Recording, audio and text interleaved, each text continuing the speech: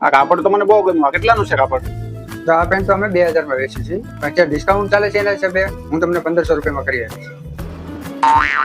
લે ઉપેન્દ્રભાઈ, તું તને ખબર છે અમારો નાનપણનો ભાઈબંધ છે. ભાઈબંધ હું મારો નાનો ભાઈ છે, અને આપણે ગમે ઈ કાપડ લઈને ભાવમાં આપવાનું હો. અને કયું કાપડ પસંદ કર્યું? આ હે જો ભાઈ, આ કાપડ છે ને મારે 3000 માં હું વેચું છું, પણ તારા માટે 2500.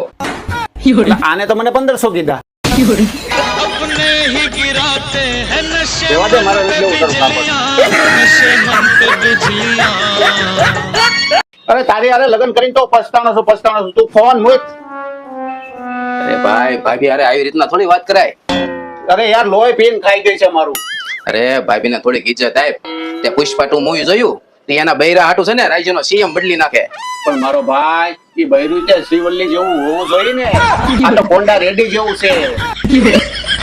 કાંઈ વાંધો નહીં ભાઈ, ધ્યાન રાખજે.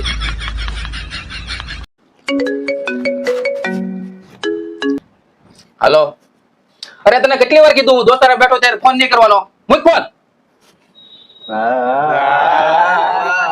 અરે વાહ, કોનો ફોન હતો?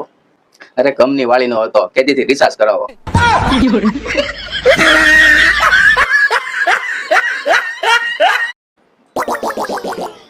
અરે ભાઈ, બહુ ભૂખ લાગી છે, ખવરાય ને.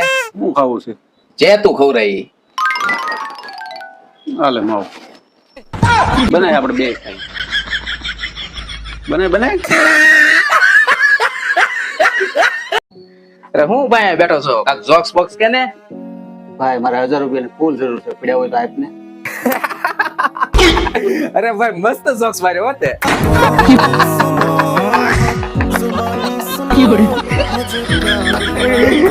મસ્ત જોક્સ કીધો ભાઈ.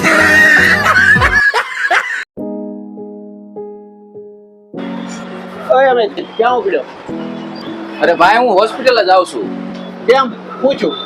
અરે મારા દોસ્તાનો છોકરો છે ને, હાલી ને થકતો, બોલી ને થકતો. કેમ એવું તો પૂછું બિચારા. કાંઈ ને, હજી 2 કલાક પહેલા હજી જન્મ જ થયો છે.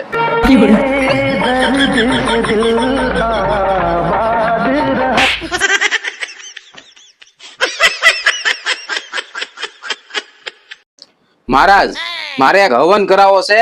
મારે એક જગ્યાએ પૈસા હલવાના છે. હા બેટા, હવન તો કરી દઉં, પણ પૈસા રોકડા થાય. કેમ મહારાજ એવું? એમાં એવું છે ને કે ઉધારીમાં મારી પાસે ઘણા ખરા હવન કરાવી ગયા છે, તો મારા પૈસા હલવાના છે. બાપુય હલવાના છે. હાલો મિત્રો, આજ હું તમને એવી ગેમ વિશે જણાવવા માંગુ છું જે ગેમનું નામ છે XYZ રમી. મિત્રો, મેં આ ગેમ 2 વર્ષ પહેલા રમવાની શરૂઆત કરી હતી. ત્યારે હું આ શોરૂમમાં નોકરી કરતો. પછી આ ગેમ મેં મારા શેઠને શીખવાડી. હવે અમે બંને નોકરી કરવી છે. અરે યાર, આ મહિનાનો પગાર ગયો. કાંઈ વાંધો નહીં, દેહમાં જમીન પડી છે ને? હા, એ થોડી પડી છે. કાંઈ વાંધો નહીં, એવી વેચીને એમાં નાખી દે. इस गेम में वित्तीय जोखिम की संभावना शामिल है और इसकी लत लग सकती है। कृपया जिम्मेदारी से और अपने जोखिम पर कभी ना खेले.